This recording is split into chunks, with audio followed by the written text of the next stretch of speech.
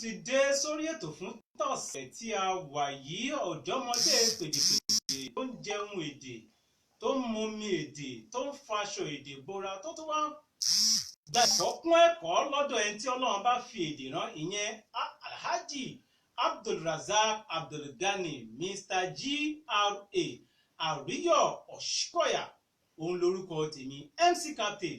Ọlọ́run ọba ògo ni fún orúkọ rẹ̀, ọba àrírọ̀ àlá, ọba alágbádá iná, ọba aláwọ̀ tẹ́lẹ̀ oòrùn, ọba tó ti ń bẹ káyé tó máa bẹ, ọba tí yóò máa bẹ ńgbà tí ò ní sáyé mọ́. Ọlọ́run ọba ògo ni fún orúkọ rẹ̀. Àwa adúpẹ́ pé òkun pé a dá ọjọ́ pé a dá oṣù kò. Ọlọ́run ọba a mà mọ́ lóore. Èyí la fi ń kí yín káàbọ̀ sórí ètò wa ní sáà tá a wà yìí. Ètò wọn náà nù ní ètò ọmọ ológo tó ń wọ̀ yá àjàkadì lọ́wọ́ lórí agbágbé DFR Media TV. DFR Media TV tí a kalẹ̀ sí ìlú Ìbàdàn. Ètò ọmọ ológo òun náà la wà. Nọ́mbà tí ẹ fi láǹfààní láti fi bá wa dá sórí ètò tí àsìkò bá tó òun náà ni 08066360603 08066360603 tí àsìkò bá tó láti béèrè ìbéèrè lọ́wọ́ àlejò wa fún tọ̀sẹ̀ tí a wà yìí. Ṣùgbọ́n síwájú kí a tó bẹ̀rẹ̀ ètò nísànsán, àlejò wa ẹ tiẹ̀ kọ́kọ́ kí àwọn aráalé kan.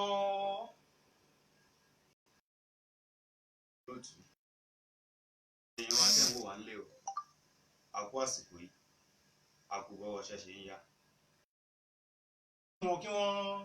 Orúkọ mi ni Adérìntọ́ Sodiq Tọ́láṣe.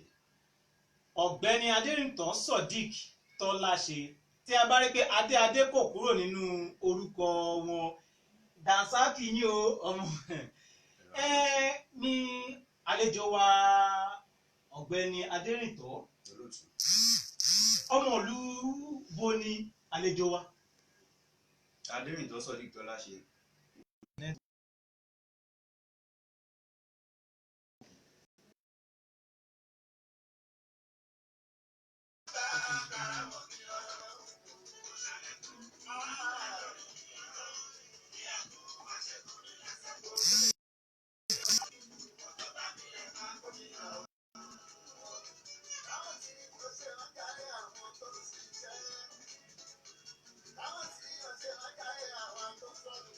So àlejò wa Ọ̀gbẹ́ni Adérìntọ́ Sodiq Tọ́láṣe. Tí ẹ jẹ́ ọmọ bíbí ìlú Ìbàdàn. Ǹjẹ́ tí ẹ ní àǹfààní àti lọ síléèwé? Bẹ́ẹ̀ ni olóòtú, mo lọ síléèwé alákọ̀ọ́bẹ̀rẹ̀ St. John's Primary School. St. John's Primary School ní agbègbè bo ni ìyẹn ó wà? wà ní agbègbè Àrèmọ Ní ìlú Ìbàdàn. Àrèmọ church tó fẹ́ tóbi jù ní ìlú Ìbàdàn. Àrèmọ náà ló wà, àdúgbò náà ní iléèwé tá a lọ wà. Nítòsí bẹ̀rẹ̀ Àrèmọ church òde ajé mọ́ra wọn lọ́nà ọjà gbó, ibẹ̀ ní Àrèmọ ní ìlú Ìbàdàn, àdúgbò tó fẹ́ lóko dáadáa ní Ìbàdàn. Lẹ́yìn iléèwé alákọ̀ọ́bẹ̀rẹ̀ mo tún lórí ọ̀fẹ́ àti lọ iléèwé gíga Olúbàdàn High School. Olúbàdàn High School.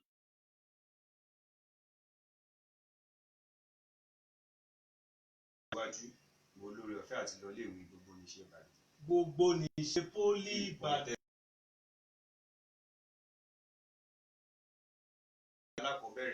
ní àárín 1996 to 2003. bọ̀ tí gbogbo ṣe pólì Ìbàdàn kọ́.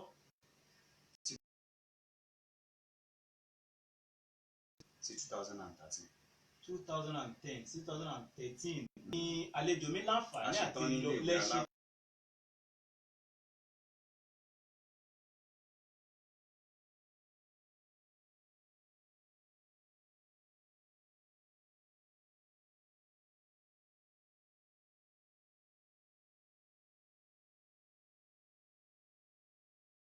wọ́n pè ní business administration. Àlejò mi láǹfààní àti lọ sí iléèwé gíga poli Ìbàdàn níbi tí wọ́n ti kẹ́kọ̀ọ́ nípa business administration tí wọ́n sì gba oyè ìmọ̀ ìjìnlẹ̀ tí wọ́n gba ìwé ẹ̀rí ìyẹn sábẹ́ ní ọdún 2013 ṣùgbọ́n tí a bá ní kí á wò ó ní gbogbo bí ìrìn àjò yìí ṣe lọ ǹjẹ́ àlejò mi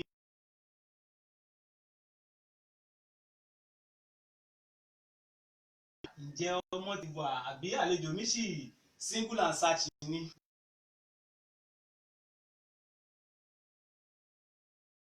tí Ọlọ́run tún ti ṣàánú fún wa a ní àwọn ọmọ mẹ́ta nílé Nàìjíríà kódà àti lọ́mọ tó wà nílé gíga. a jẹ́ pé òjò ti ń pa ẹ̀gbọ́n àlejò mi bọ̀ ọjọ́ ti pẹ́ wọ́n tẹ̀lé pé Gàmbàrí ṣe díẹ̀ jẹ́jẹ́ ló bí kéyìn tó ṣe kí ni kéyìn tó pọ́n ṣùgbọ́n ẹ jẹ́ ká tún wá wò báyìí lẹ́yìn tá a ti sọ̀rọ̀ nípa iléèwé tá a ti mẹ́nu bà àlejò mi díẹ̀ ẹ jẹ́ ká wò nípa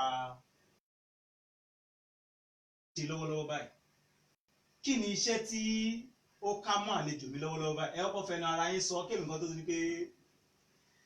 mo jẹ́ ìkan lára àwọn òǹtẹ̀wé ní agbègbè Mọ́kọ́lá nìbàdàn.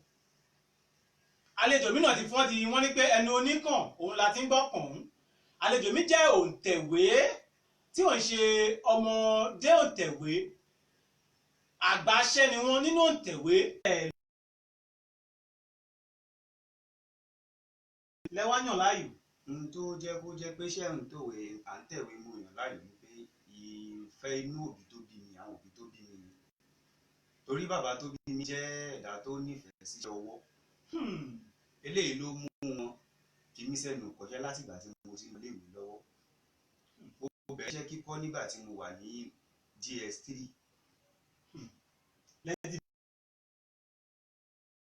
jẹ́ǹde ní ètò láti wà nínú ìgbé ayé àánú láti wà náà. láti yọ tábàlẹ́ ká wo 99 sí ọdún tí a wà yìí ọdún mọ́kànlélógún which is 19 20 mọ́kànlélógún 21 years rèé. ṣùgbọ́n pé a dá dúró lọ́dọ̀ gara wa lẹ́yìn tí ó jẹ́ ọdún 13 sásìkò tá a wà yìí. ṣùgbọ́n kí wàá lè sọ ẹkàn tí ẹ̀ já kàn tí ẹ̀ mẹ́nuba díẹ̀ ni pé ọ̀rọ̀ pé à ń tẹ ìwé kí ló dá lé lórí. ìwé títẹ̀ ó jẹ́ iṣẹ́ ìwé títẹ̀ ó jẹ́ iṣẹ́ tó ṣe pàtàkì tó jẹ́ pé kò fẹ́ẹ̀ sí ẹ̀ka kò fẹ́ẹ̀ sí ilé iṣẹ́ kankan kò fẹ́ẹ̀ sí iṣẹ́ téèyàn lè máa ṣe tí ò ní ní ṣe pẹ̀lú ọ̀rọ̀ ìwé títẹ̀. tẹ́ bá wo àwọn iléèwé wọn ò lè ṣe láì má sí ọ̀rọ̀ píńtà. ó wá jẹ́ kémi gan fi taratara bínú mọ́ kíkọ́ iṣẹ́ wò.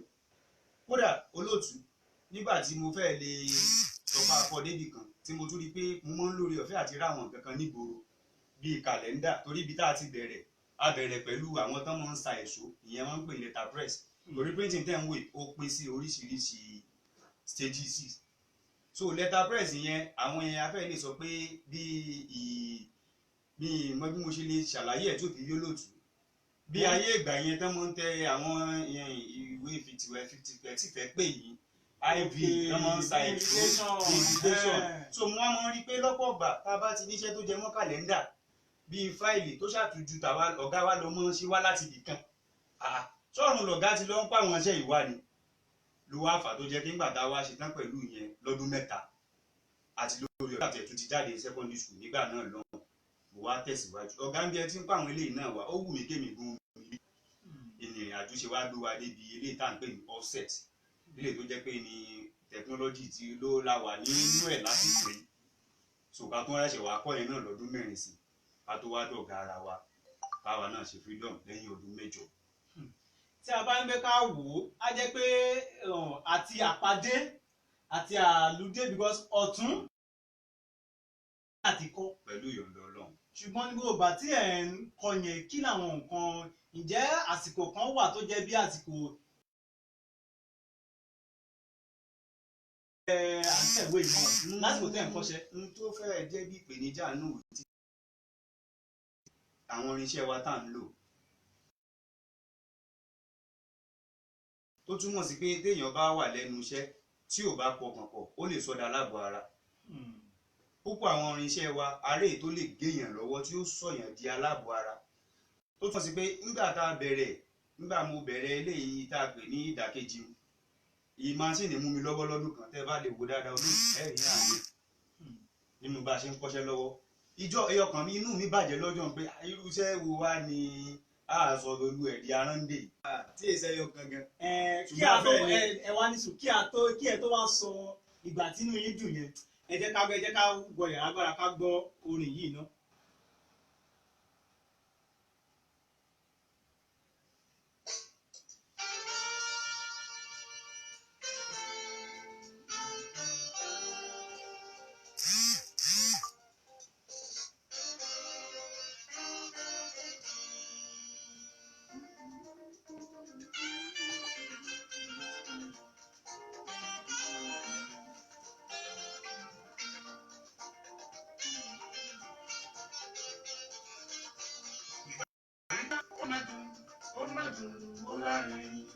Ọ̀rọ̀ ní Ọlọ́run má gbàgbà yìí jẹ́ fún wa.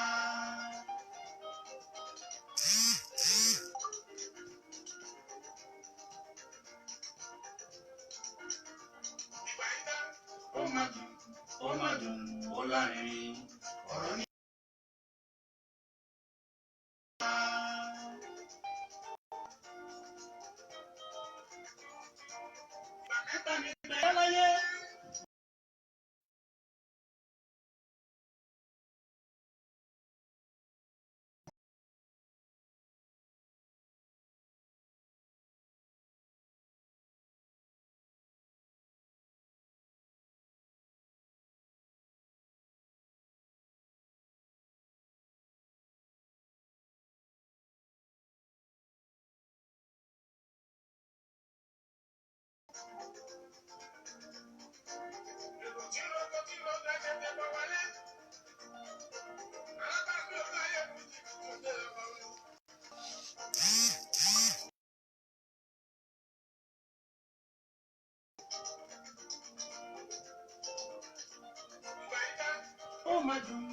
Ó má dùn ó lárinrin ọ̀rọ̀ ní Ọlọ́run má gbàgbà yìí jẹ́ fún wa.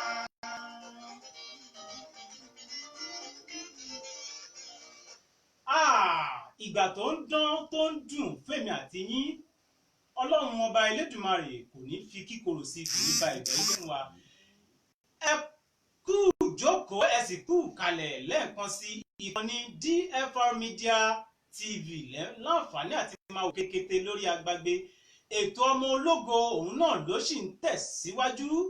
Àlejò mi lórí ètò ọmọ ológo ìyẹn ọmọ ológo fún tọ̀sẹ̀ tèmi òun náà ni ọ̀gbẹ́ni Adérìntàn Sodiq tó láṣẹ òun ni mo gbà ní àǹfààní àwọn aláṣẹ àti olùdarí iléeṣẹ́ Adé Printing Press tí wọ́n wà ní nọ́mbà 14 Darlington Street ní Mọ́kọ́lá ní ìlú Ìbàdàn ní iléeṣẹ́ wọn kalẹ̀ sí àbí bẹ́ẹ̀ kọ́ ni lótú.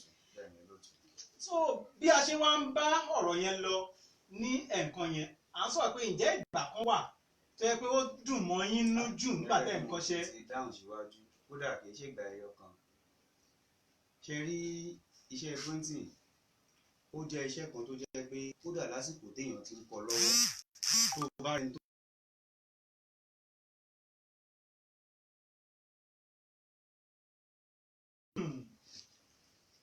A jẹ́ pé iṣẹ́ téèyàn ń kọ́ tó ń rówó kò ṣe pé iṣẹ́ tẹ́ bá parí tán lẹ́yìn àṣẹ àmọ́ bẹ́ẹ̀ ṣe ń kọ lẹ́mọ̀ rówó tó ó jẹ́ kó jẹ́ pé lọ́dún àwọn yìí à ń bẹ ń léwé lọ́wọ́ torí ẹ mọ̀ pé student union kìíní máa ń wà wọ́n tẹ souvenir wọ́n ṣe gbá mo fún ọdún ni mo gbaṣẹ́ tí ìlérò ìgbàyé tá à ń gbaṣẹ́ bíi àmọ́ bí a lè dákọ̀ iye owó lórí ètò. àǹfààní. torí ẹ mọ̀ pé nígbà téèyàn bá wà lẹ́nu pé ó sì ń ṣe kinní lọ́wọ́ at least nígbà tó kọ́ṣẹ́ lọ́wọ́ tó wá tún ti lóun gbaṣẹ́ 400,000 ẹ rí pé kò ń ṣe nǹkan kékeré. So tó túmọ̀ sí pé iṣẹ́ printing iṣẹ́ tó dáa tó ṣe é kọ́ ni kódà kéèyàn kọ́ kó mọ̀ tí lórí ọ̀fẹ́ àti dá títí ẹ̀ lẹ̀ tí ìṣe yóò tún mọ̀ rówó.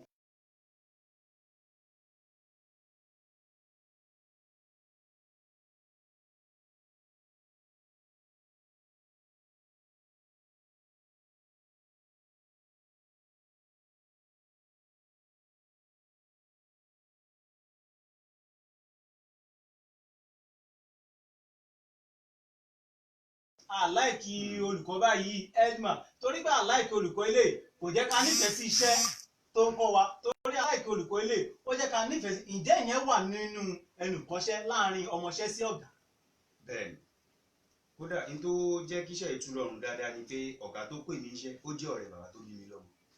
bí bàbá gan ló jẹ́ sí bí bàbá sọmọ ní ìrìnàjò lọ́dún ṣe mọ̀ pé ìmú ọmọ rẹ ni bẹ́ẹ̀ yóò ṣe mú bí ọmọ èèyàn náà ni ó jẹ́ kí iṣẹ́ wọn ó rọrùn láti kọ́ mi ò fẹ́ lè sọ pé àsìkò kan ń bẹ tó bá yẹ lẹ́yìn pé gẹ́gẹ́ bí ọ̀dọ́ ṣe pé ọ̀dọ́ ò lè mọ̀ fẹ́ lo ẹ̀dá ẹ̀jẹ̀ ọ̀dọ́ so á lásìkò tí a fẹ́ yá sákò mi lọ gbá bọ́ọ̀lù ṣùgbọ́n nígbà tá a bẹ̀ táwa gan rí pé nǹkan tá a jókòó tì iṣẹ́ tó nítumọ̀ ni àwa pọkàn pọ̀ sídìí rẹ̀ so àjọṣe bàbá sọ́mọ nìrìn àjò tá a fi kọ́ṣẹ́.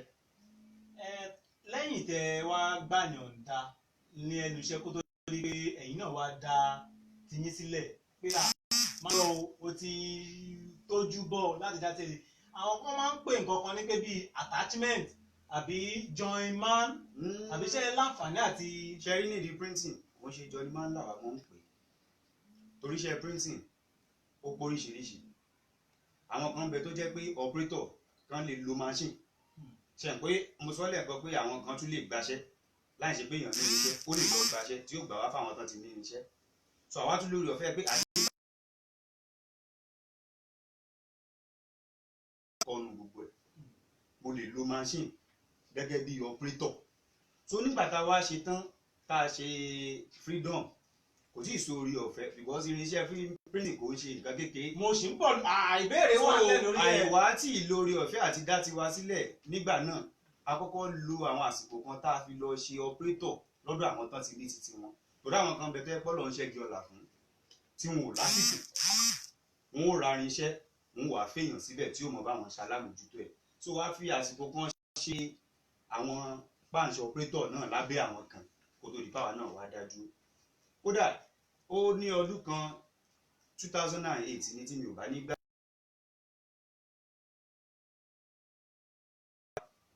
ìlú ó dálé ṣẹlẹ̀ ó nílò ẹ̀ tí ò mọ̀ bá mójútó lára àwọn ẹnjìníà tó wá máa ń bá wa ṣe máa ń ṣe ibi tí mo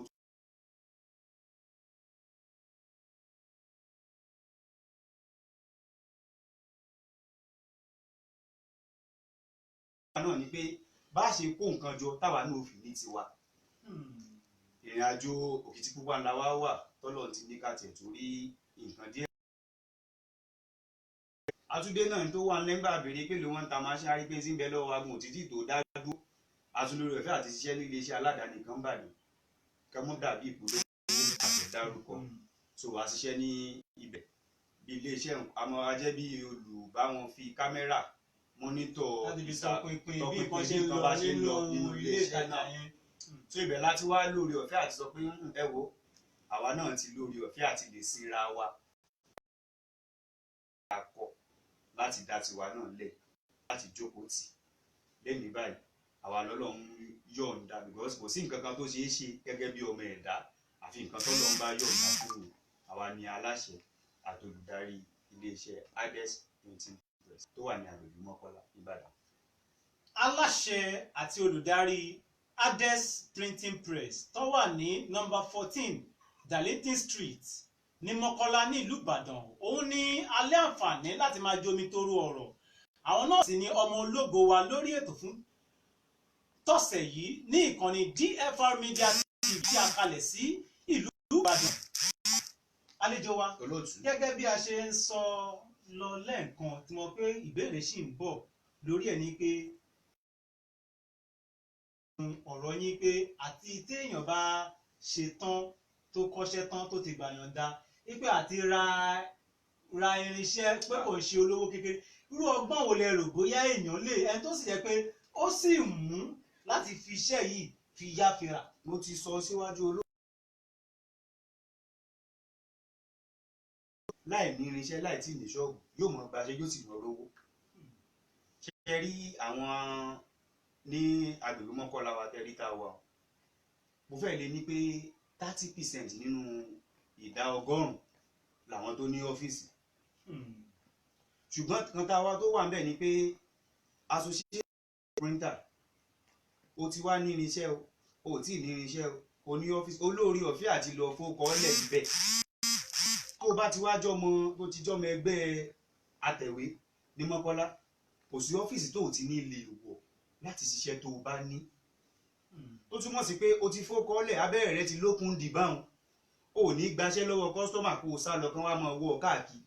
Á ti mọ̀ pé ẹni báyìí ìbí báyìí lálẹ́ wá sí. Tẹ́ bá fowókọ́lẹ̀ kódà wọn ò mọ̀ lé yín. Tó túmọ̀ sí pé láì tí ì ní irinṣẹ́ gan, láì ní ọ́fíìsì, béèyàn bá kọ́ṣẹ́ printing wa yóò sì mọ̀ jẹun, ó kúrò ní jíjẹ yóò tún mọ̀ sí dáadáa. Ibẹ̀ ló yóò fi rówó ṣàjọ láti dá títẹ̀. Ìdí náà fi ń ran ní gbèdéke iye tí yóò fún wọn. Kọ́lọ̀ báyìí ni, kọ́lọ̀ méjì ló fẹ́ ṣe ni, kọ́lọ̀ kan ni. Kódà láì tí ì ní nǹkan kan tó bá ti kọ́ láti ìgbà tó ṣáà ti kọ́ tó ti jẹ́ gẹ́gẹ́ bí professional printer tó ti lórí ọ̀fẹ́ àti register sí association printer nínú Mọ́kọ́lá, o ti lórí ọ̀fẹ́ àti lè gbaṣẹ́ kó o lọ ṣe lọ́dọ̀ àwọn tán ti nílé iṣẹ́.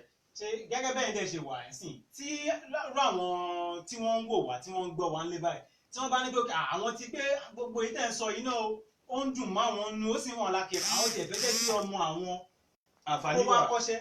Bí ọmọ ọdún mélòó ni alẹ́ ẹ lè sọ pé iṣẹ́ printing yóò lè ti bẹ̀rẹ̀? Tí ẹ bá wo bàtà bẹ̀rẹ̀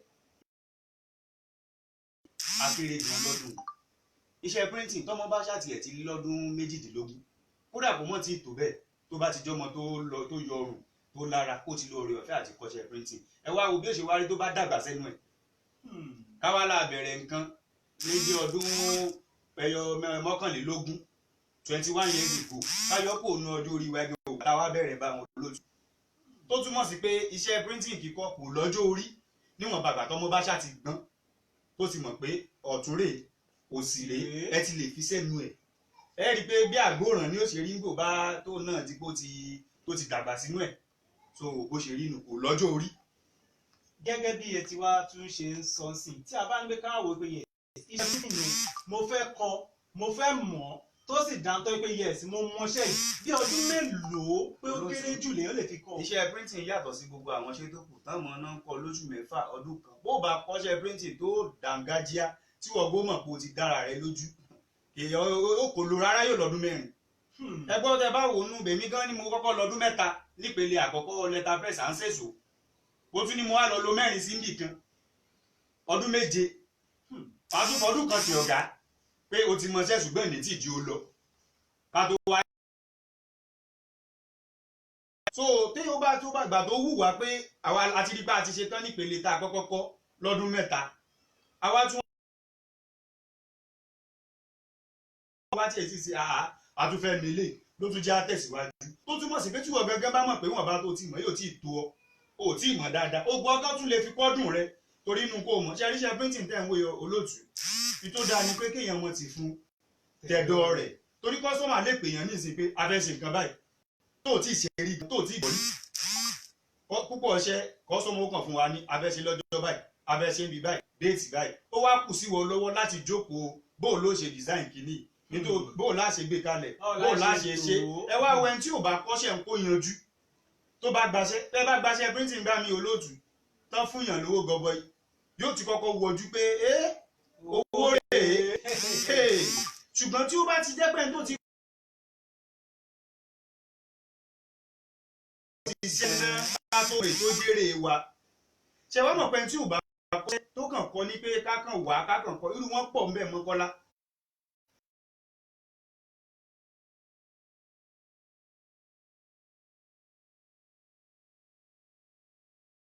èèyàn wà bẹ́ẹ̀ jẹ́ torí àwọn irú àwọn jẹ́ ìpèníjà kan wà lórí iṣẹ́.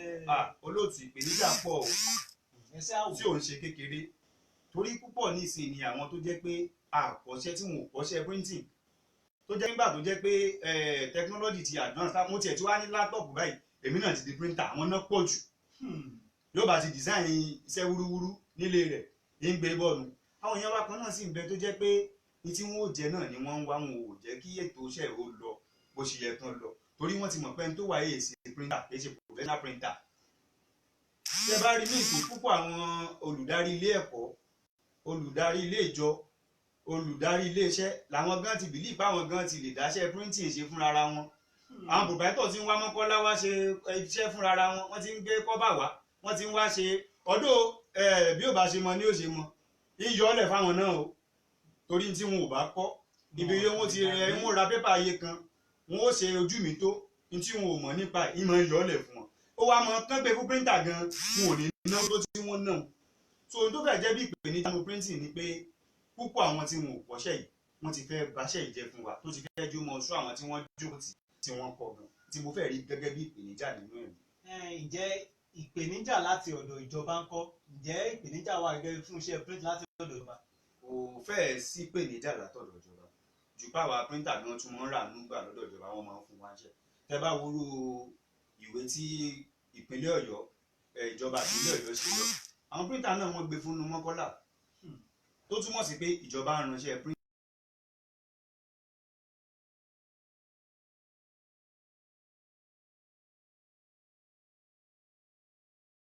lẹ́nu ilé títí wọn o. ẹja kan sọ díẹ̀ bẹ́ẹ̀. tẹ́ ẹ bá wo Mọ́kọ́lá lásìkò tí ó sì délé ẹ padà lọ lògùn etí fún ariwo jẹnẹrétọ̀ torí iṣẹ́ mọ̀nàmọ́ná ó ń paṣẹ píríntì púpọ̀ àwọn ọmọ irinṣẹ́ wa ní pé bí ẹlòmíín bẹ́ẹ̀ tó yẹ kí bíi láì mẹ́ta gbọ́dọ̀ pé gan kí máṣíìnì rẹ̀ tó lè gbéṣẹ́ láì mẹ́ta gbọ́dọ̀ pé tí láì kan bá tún lọ tí ò sí kan máṣíìnì ò lè ṣiṣẹ́ tó túmọ̀ sí pé ìwọ̀n iṣẹ́ mọ̀nàmọ́ná ó jẹ́ tó ń jẹ́ ohun ìfàsẹ́yìn fún iṣẹ́ printing ẹ wò ní ìsìn níná wà owó tá a nà lórí pé mo gbaṣẹ́ 10,000 naira iná bá ń bẹ ẹ lè fi wé mo gbaṣẹ́ 10,000 naira kò sí ná dísù ẹ tún lọ ra dísù sí ìwọ̀n ju epo pẹtiróòlù lọ so tó túmọ̀ sí pé iṣẹ́ mọ̀nàmọ́ná ọ̀rẹ́ wa lóye kán báyẹ̀ tó jẹ́ pé ó tún ṣe dáadáa ìlọsíwájú rere ni yóò tún jẹ́ fún ètò ìwé títẹ̀ torí ẹ lè mọ tẹṣẹ lọ́wọ́ ní ìsìn wọn múná lọ kọsọmà ó sì lásìkò ẹ rí wo ní ìsìn kan fẹ́ẹ́ lọ ṣẹ ń bí ọ sátidé iṣẹ́ wa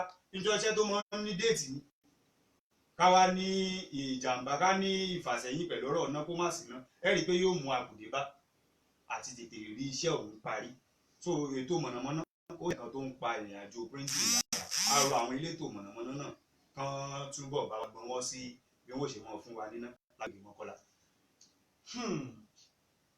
Wọ́n àlejò mi lórí ètò lẹ́yìn wọ́n ní pé àwọn ọ̀rọ̀ ẹ̀yin elétò mọ̀nàmọ́ná tí a mọ̀ sí IBDEC ìpè ẹ dákun ṣe é rí pé gbogbo iṣẹ́ láyé yìí iṣẹ́ tí ò bá ti sí iná ìjọba láti ṣe ó máa ń rí bákan because owó nítorí pé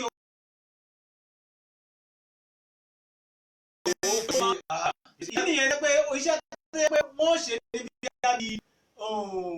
bí 10,000. nígbà tí owó epo kan tẹ́ẹ̀bà lẹ́ẹ̀fi sí owó epo látara lẹ́gbàá mi olóòtú a máa ń ná ẹgbẹ̀rún 4 lórí epo kan tó túmọ̀ sí pé ìparí oṣù gan ẹ lè mọ̀ san ẹgbẹ̀rún 4 gẹ́gẹ́ bí owó náà. ṣùgbọ́n lábẹ́ bó ṣe lè wù kó rí tá a bá ń gbé ká wo ká fi ọ̀rọ̀ tí ń ṣe àkàwé nínú iṣẹ́ printing wípé ṣé ó fì wálẹ̀ ni.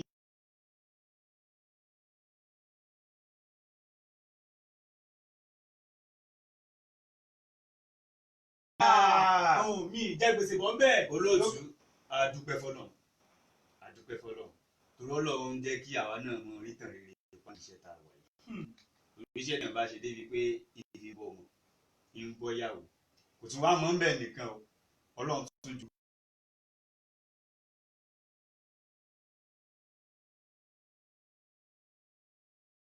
òun ló ní nǹkan báyìí Ọlọ́run tún yọ̀ọ̀dà ayọ̀ náà nù ìrìn àjò tá a wà yìí. Ẹ̀yin àlejò wa àtẹ̀yìntẹ̀ láǹfààní láti máa gbọ́ wa ní jákèjádò àgbáyé àlejò tí mo gbà lórí ètò òun náà ni ọ̀gbẹ́ni Adérìntọ́ Sodiq tó láṣẹ Tọ́láṣe. Tọ́láṣe tó jẹ́ àṣẹ àti olùdarí Ades Printing Press tó wà ní nọ́mbà 14 Darlington Close Darlington Street ní Mọ́kọ́lá ní ìlú Ìbàdàn.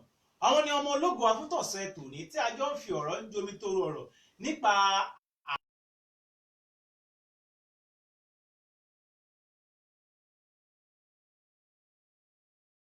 àtẹ̀wé yìí. Kò sí ẹni tí ò lè ṣe é. Kò sí.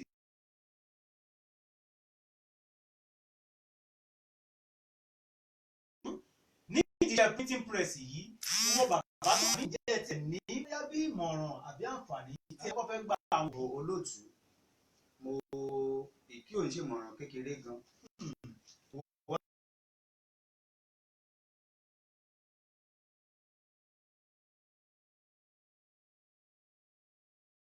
táwa gan bá ń wo ṣàfihàn tó ń ṣẹlẹ̀ nílùú ayé pàtàkì ní kéwòn níṣẹ́ ọwọ́ ó ṣe pàtàkì kódà kọ́mọ kò síwèé tó wù kọ́mọ lè kà láyé ẹ jẹ́ káwọn ọmọ wa níṣẹ́ ọwọ́. tẹ bá wo púpọ̀ graduate náà wà nílé tá a ti ṣe tán ọmọ ti gbà kí ẹlòmíì ó rìn látàrí alẹ́ yóò ti rẹ̀ ṣùgbọ́n ṣe mọ̀ pé tó bá jẹ́ pé ó níṣẹ́ ọwọ́ tó pọ̀ pẹ̀lú ìwé tí ń kà ìwọ̀nba là ń kó síbi kí tí rẹ̀wẹ̀sì wà mọ́ dé táwa mọ ronú nǹkan tí ò yẹ ká tiẹ̀ tó ṣe gan.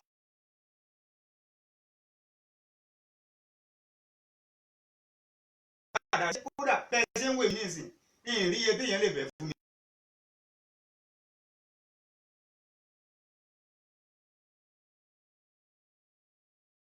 òmìnira ara rẹ̀ oríṣiríṣi àǹfààní ló wà ń bẹ̀. tá a bá wá wo ohun tó ń lọ púpọ̀ àwọn tí ń bẹ lẹ́nu iṣẹ́ ìlú wọn ṣe tán àti fi ṣẹ́lẹ̀.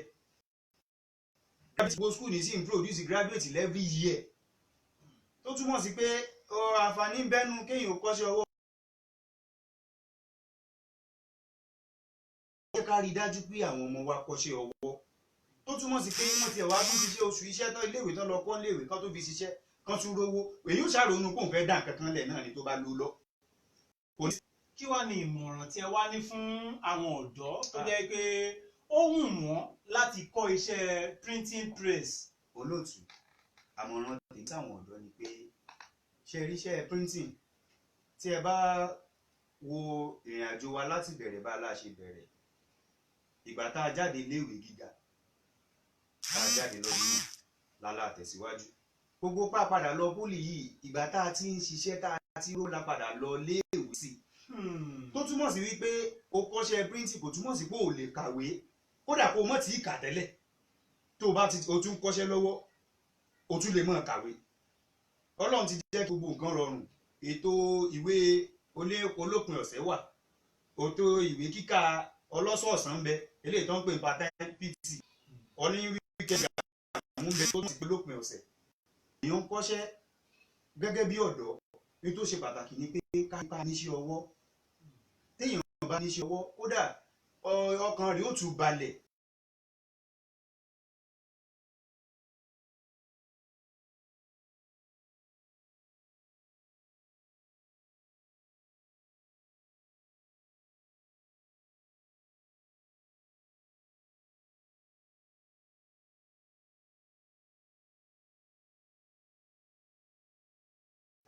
tí ẹ ó tún fẹ́ dábàá bẹ́ẹ̀ ni olóso mo ṣe rọ àwa tá a jẹ́ ọ̀dọ́ nílé mo rọ̀ wá ẹ jẹ́ a kọ́ṣẹ́ ọwọ́ ká ní lẹ̀sùn yálò tá a ti ní kókó nǹkan tá à ń ṣe èèyàn tí ò bá lẹ́sbíìsì kankan ẹgbẹ́ mi kan ní tí ò fi lọ̀mí ètàn ní olóṣèlú ń lo àwọn ọ̀dọ́ ń jàǹdùkú sọ̀dọ̀ tó bá ń bẹ́ ṣọ́ọ̀bù rẹ̀ tí ti ṣe lọ́wọ́ ẹnìkan pé wà lọ́bì kan kó wá lọ́ mọ́ sí nìkan kí nìkan lórí kankan níbì kan so ó ṣe pàtàkì káwọ ọ̀dọ́ náà ní kókó nǹkan tá a mọ̀ ọ́n ṣe. ǹjẹ́ wá rí nǹkan kan dì mú àlejò mi wọ́n ní pé ọjọ́ kan ó ta ó lù yóò sì rí nǹkan kan dì mú torí pé yóò mú nǹkan kan jáde àwọn ti ta àwọn ti lù wọ́n sì ti rí nǹkan kan mú jáde lọ́jọ́ tòní gbogbo nǹkan tí ẹ mú jáde yẹn ọwọ́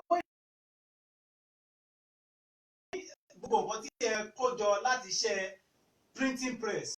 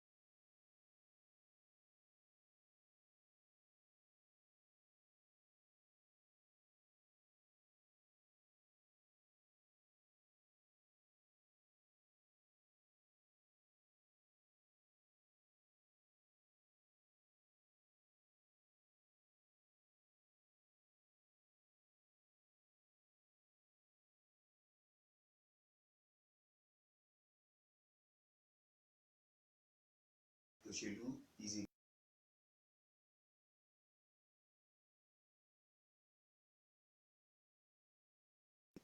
kì í ṣe tẹ́ ẹ̀rọ ẹ̀ nìkan.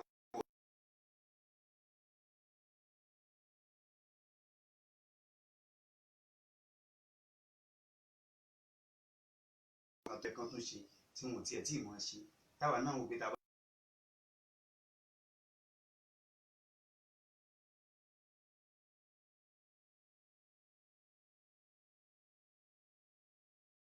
kí ǹjẹ́ nǹkan kan wà tẹ́ bóyá ìjọba tó yẹ kí wọ́n ṣe tí wọ́n ti ṣe àbí nǹkan kan àbí ẹja kan mẹ́nuba díẹ̀ bẹ́ẹ̀. olóòtú kódà tí ò ń ṣe nǹkan ẹyọ kan ló yẹ kí ìjọba ṣe tí wọn ò lè lórí ọ̀fẹ́ àti ṣe. ṣùgbọ́n gẹ́gẹ́ bí ọmọ ìlú ẹ̀tọ́ wa ò sọ directly pé ìjọba wa ò ṣe dáadáa àmọ́ gbà wọ́n lámọ̀ràn kan túbọ̀ ṣe dáadáa náà. kí wá lámọ̀ràn tí a fẹ́ gbà wọ́n. àmọ̀ràn tí a fẹ́ gbà wọ́n